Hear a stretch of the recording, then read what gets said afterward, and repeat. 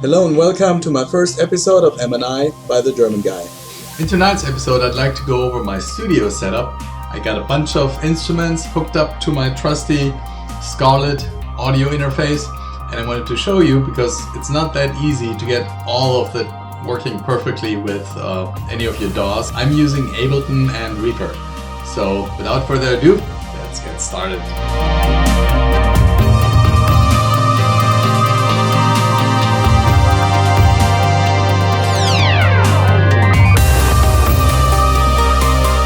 So at first I wanted to talk for a moment about why even bother with hardware synthesizers when you can do all this wonderful stuff in software plugins for your Ableton, Reaper, VST instruments, whatever, ready to go, not having to buy these hardware synthesizers.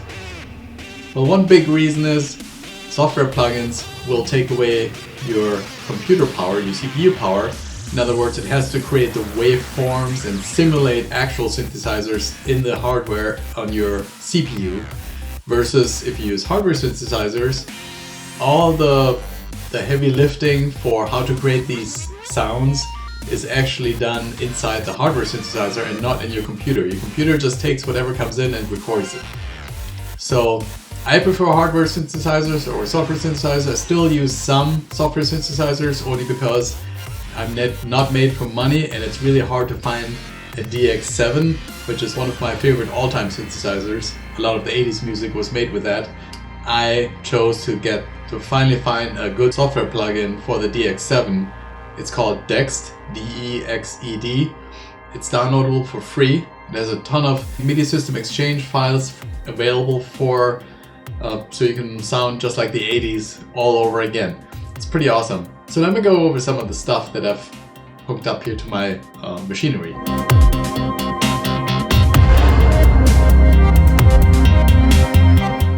So first up in my collection is also the heart of my collection. It's this rack-mounted Scarlett 18i20. It has 18 inputs and 20 outputs, although you can only use 10 of the outputs straight out of the box. The other 8 are reserved for an ADAT input, so you can take like an 8 input microphone preamp and hook it up to this thing, and it will go ahead and mix it. So out of the box it comes with 10 inputs and 20 outputs, but it's enough for me. Very powerful. Underneath I have a DX286A, which is a microphone preamp. It has a de-esser and all kinds of goodies in there to make your voice sound good. For singing, for radio show, what have you. Under that I have my M350 audio processor. It does reverb, Hall, has 2 effect channels that you can either use both of them together or one or the other, but it sounds pretty sweet. Below that I have my Behringer compressor. It has 2 channels independent that you can send a signal through and compress it however you like. The rack mount, funny enough, is an IKEA case for like $30 or something. And then I found these rails online. I'll see if I can post the links in the description. I found these 6U rails for cheap as well. So then I screwed the rails to the table and voila, I have like a 6-unit rack mount. Oh, I put it on stilts as well. You can see that I put it on the table on stilts, so it'll be high enough for right under my other IKEA table that I use for my whole studio setup. And that seems to work out pretty well. Next up in my setup is my Behringer X-Touch controller. This thing's pretty cool. It has motorized faders, so it has these little LED strips that display what you're currently editing. Use the sliders or whatever. You can move around your different tracks. Pretty cool. It has a bunch of lights. Lights are always good on devices. It has your time marker, jog wheel. You can scroll through your time. It's got a bunch of stuff. It's pretty cool. Another central part is my key step controller and sequencer. The reason I like this particular one because it has, in addition to just MIDI via USB, it also has analog outputs, which I can use for analog synthesizers. Very versatile, wasn't a whole lot of money, has a built-in sequencer, very good stuff for driving things. Then next up, sometimes I make some ad hoc connections with like microphones, for example. So my microphones all go into this other Behringer X122, which is also a USB interface, although you cannot individually address the different channels. You get 2 channels via USB. It down mixes all the different channels into one USB left-right channel, but that's plenty for ad hoc connections. Has an effects processor as well. Does not have motorized faders, but I don't really need them for mics. But it's pretty nice. It has, like the EQ per channel, it has effects per channel, auxiliary, and it has a ton of inputs. And one thing that's kind of neat, it has like automatic feedback thing where you press a button and then whatever channel gets your feedback lights up the frequency so you can take out the frequency. Pretty cool. Then my trusty Sennheiser headphones for listening to what I'm creating. 2 monitor setup with I have Ableton up here right now. Here I have yours truly with the phone. And then also this thing is kind of neat. It keeps the cable out of the way, but it's magnetically connected and the cable slides back and forth. But it keeps your headphone cable out of the way so you don't keep rolling over it with your chair. But if you need a longer connection, then you just pop it off and boom, there you go. It's pretty good. I have my TR8S. That was one of my later investments. This is a Roland drum machine. If you ever buy one drum machine, this should be it, because it has like everything in it. It does like the 606, the 707, the 303, the 505, all the classic drum machines are available, and you can add your own samples, and it's pretty crazy what you can do with this thing. It's kind of cool. It has a ton of different patterns. You select a different pattern.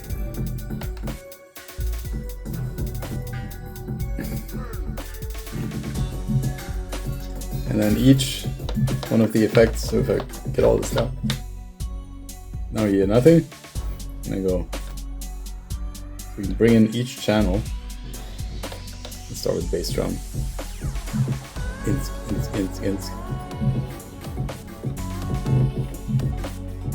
This is kind of cool.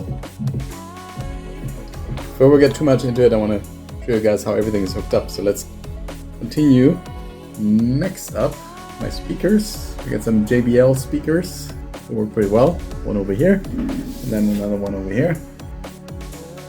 They definitely do the job. So next up is my Roland FA06, which is very good. It has the supernatural sound, so it definitely sounds very realistic. Then below that, I have my JDXA with a custom-made template overlay, because this one, as well as the FA06, they both suffered from pretty much unreadable displays, so this one also has a custom overlay to make it more readable. So here's my JDXA. It's an analog digital synth. I think it's pretty amazing. And some pedals for to play like a piano on my FA06 microphone. This is like a regular microphone. And I have another microphone. Oh, and some scotch over here.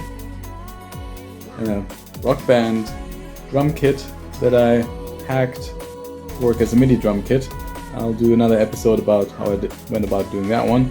Oh, here's my big diaphragm microphone.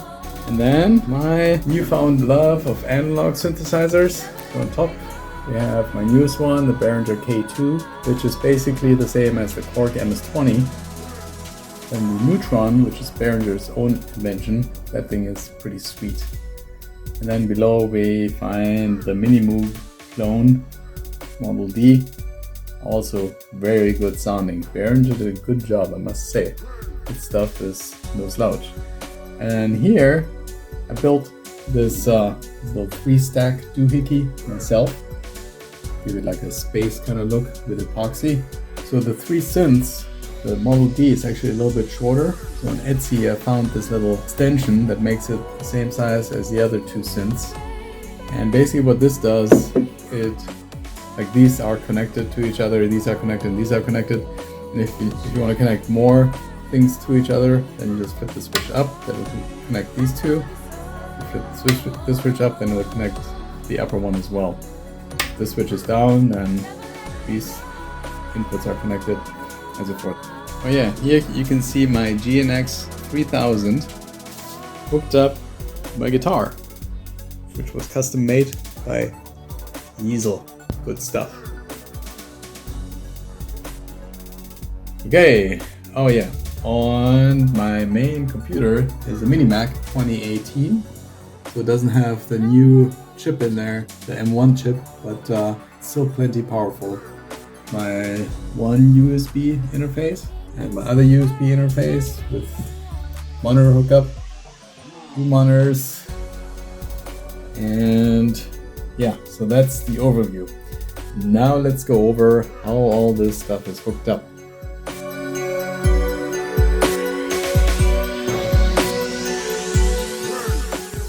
Okay, let's go over the hookups. The K2, I hooked up the USB to the Macintosh, then the audio out via a balanced cable to my input 1 of my Scarlett interface. Input 2 of my Scarlett interface is hooked up to like a patch cable, so I can put this anywhere, but that's a neat little trick to actually get 2 different noises out of my K2. So I have like an output here and the main output, they're both producing noise and they both go into my Scarlett. Then my headphones are hooked up to one of the 2 headphones outputs. One thing you have to be careful with the Scarlett, the monitor and the headphone outputs both take up 2 output. I can't remember exactly what numbers, but we can go over that later when we get into the software. Okay, here we get into the meat of the hardware. So the Focusrite has an SP diff in and out. You can see that on the camera. And yeah, there we go. And I have both of them hooked up to the DC electronic digital in, digital out. So those signals are compatible. So I'm basically using the M350 effects processor as a plugin into the Scarlett Focusrite, and I can select all that via software. I'll show you guys that later. The USB connector to get the audio to the computer is also here.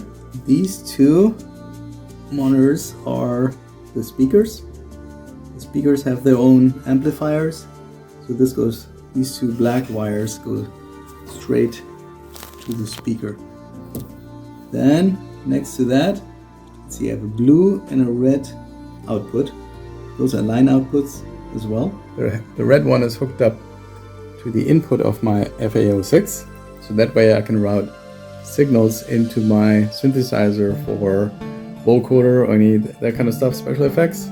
The blue cable, also an output of my Scarlett, is hooked up to the input of my JDXA for the same reason. I can use it as a vocoder or other special effects. And the purple and the green cable, they're hooked up to the inputs of my DB286 microphone processor. And then the outputs of the microphone processor, there's one output. Here is another output. The outputs are hooked up to these 2 inputs of my Scarlett. These 2 black inputs go to my Behringer Neutron and Model D. Finally, I have this output cable right here go into my DBX 286, and then the yellow cable comes out of the DBX 286 into my final input of my Scarlett interface. Port 8 is unused. I actually have 1 port left over, amazingly enough. And then one final thing I wanted to show you guys. I've got all my equipment hooked up to one power switch, except for the Mac. So the Mac can go to sleep while everything else powers off. So all this stuff, everything powers off with one switch. Even the monitors, again, except for the Mac itself. Let me demonstrate. Turn the switch off, and now note, everything that was on, now off. Except for the Mac still gets power. because turning off the power cold-blooded to a computer is never a good idea. All the other devices off. Bam. On switch. Done.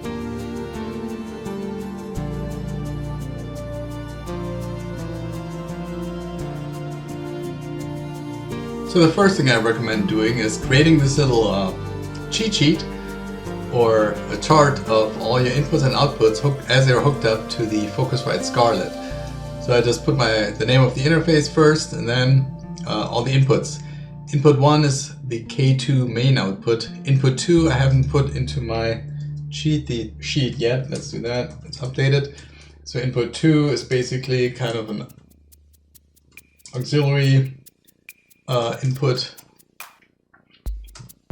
for, right now I have it hooked up to my my other K2 output, but the plan is you can use it for anything in the analog synths to listen to. Then I have my MDX 2600, which is my compressor. So input 3 and 4 are hooked up to outputs 1 and 2 respectively of my MDX 2600. Input 5 is hooked up to my Model D synth. Input 6, my Neutron. Input 7 is my microphone preprocessor, DBX286. And input SPDIF, which is a stereo input, is hooked up to the output of my TC Electronics M350 effects processor. Okay, and then for the outputs, not quite as many, I have number 3 hooked up to the JDXA, which means the signal can go out of the Scarlett and be fed into the JDXA for processing, like vocoder, that kind of stuff. FA06, same thing. DBX286 is my is my microphone preamp. Output 9 and 10 are my 2 compressors. So the output of the Scarlett 9 and 10 go into the inputs of my MDX 2600. And output 1920, which are the SPDIF connectors, go into the M350 TC Electronics effects processor. So that's basically my hardware hookup. So then comes the painful configuration.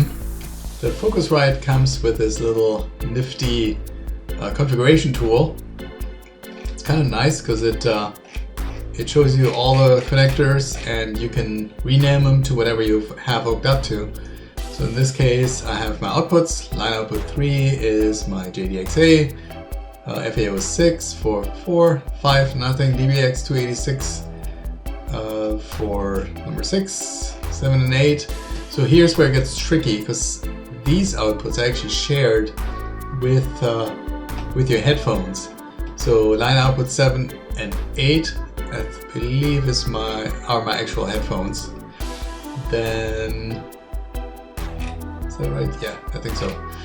Then output 9 and 10 are my unused headphone input, or my unused headphone output, and I use these to feed into the MDX 2600. So if you use the second pair of headphones, you lose these outputs basically, or you don't lose them, but I mean they double up with your headphone output.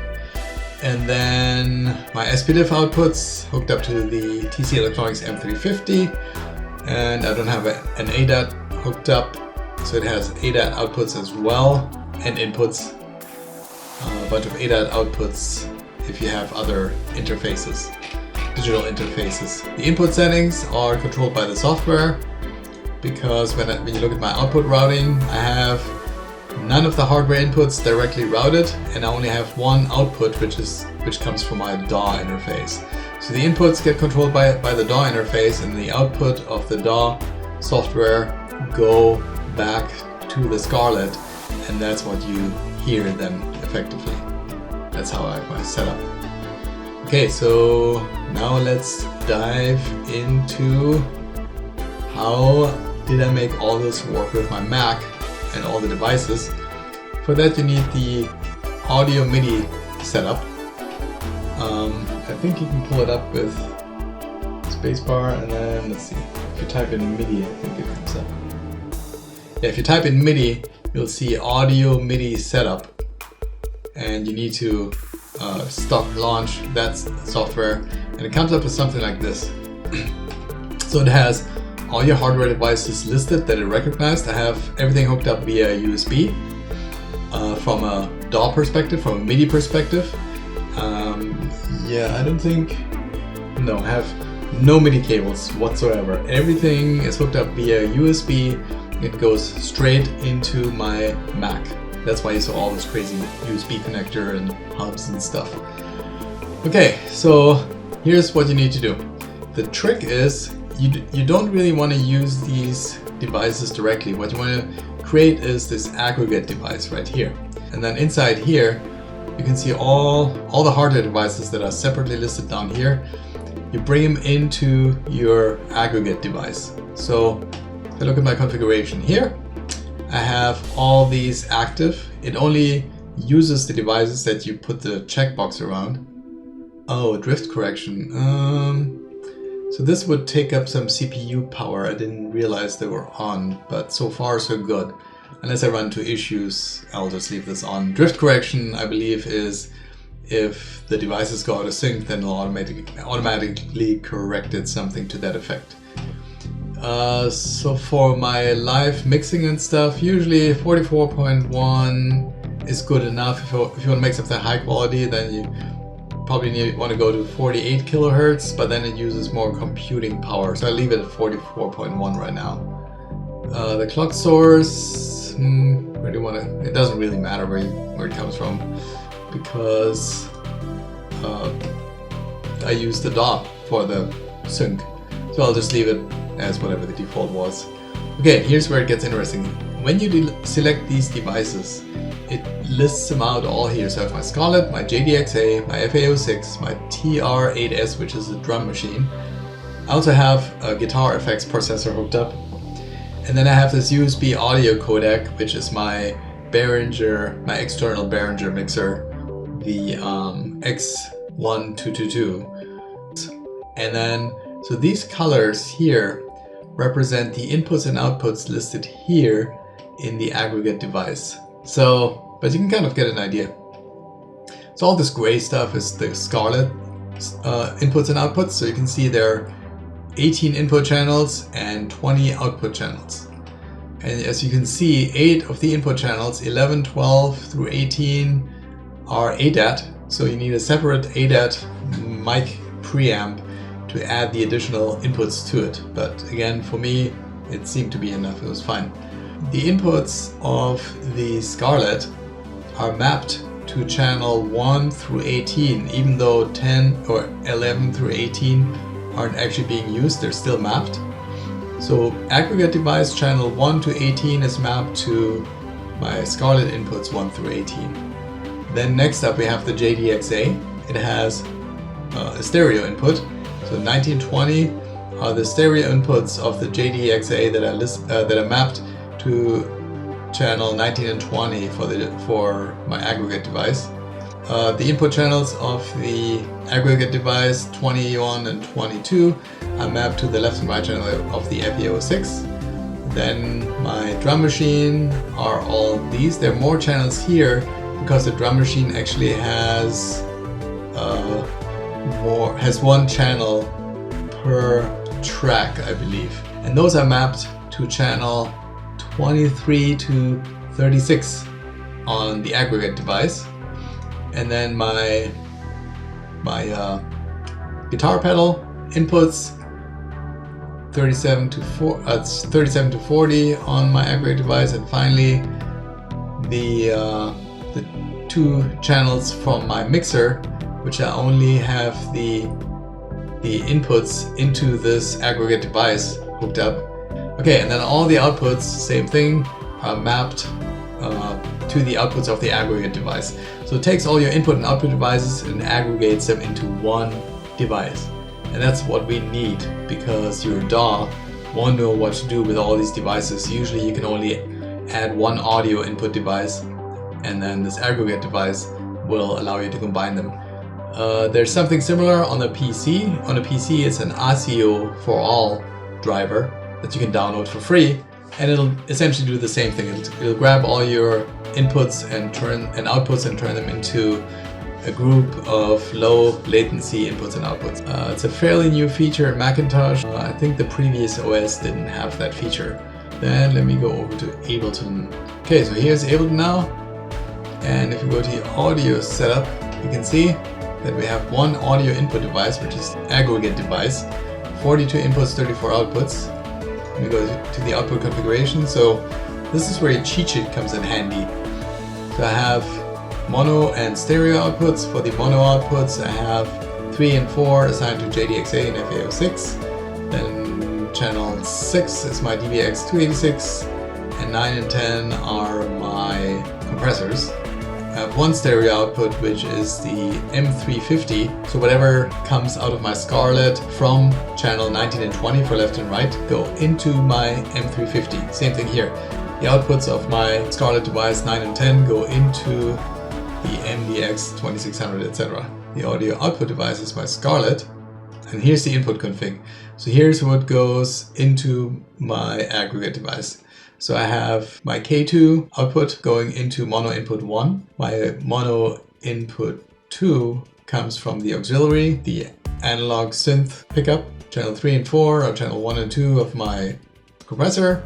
5 and 6 come from my Model D and Neutron, also Behringer synths. And the DVX286 is a mono channel that goes into channel 7, and 8 is free. Stereo inputs, I have the SP-Diff connectors coming from my TC Electronics M350. I have the JDXA stereo input, the FA06, and the TR8S drum machine. And then I also have inputs from my guitar effects processor and the stereo input from my external mixer, the X1222, also Behringer. So that's how my inputs are configured. Okay, and my Behringer X-Touch is coming as MIDI, USB MIDI, into my Ableton as a control surface.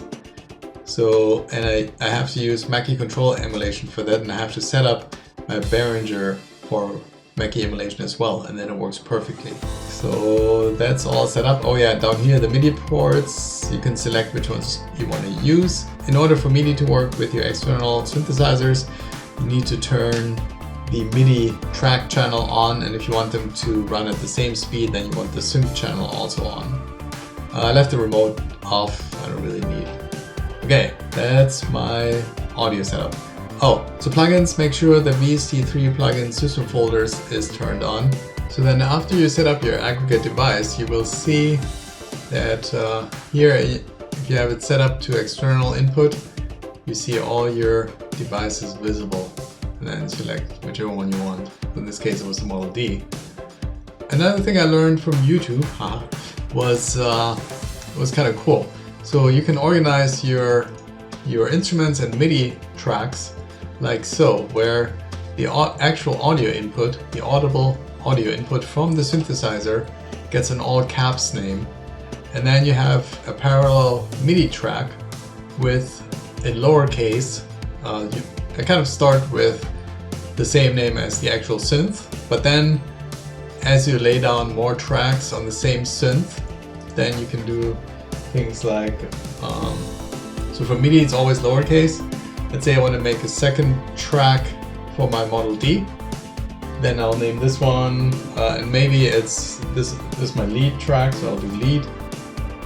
This is a MIDI track for my lead, and then maybe I have sound effects here created with my Model D, then I can rename this one to sound effects or whatever. Just gonna make sure that my MIDI 2 also goes to Model D, but that way you can have multiple independent tracks going to the same synth, and it'll be less confusing because the lowercase names are always the MIDI names and the uppercase are the actual synthesizer. And as you can see, I've set this up for all of my instruments. Neutron. You see the audio input comes from my Neutron, and my MIDI 2 goes to the Neutron. Another thing you gotta pay attention to is this monitor. If you don't hear anything from your synth, then either you don't have it selected down here, and or you have this to off. So you at least set it to auto, so when it's armed, it'll start, you can start hearing your synth. Or if you go to in, then it'll always be on. So if you don't hear anything, check your monitor settings and make sure that your external input is set to the proper synth, and your MIDI is set to the proper synth, your MIDI out, basically. That's it for the overview. I hope you had fun. I certainly did. Love synthesizers. Cool blinky stuff making noises. Love it. Alright, have a good one.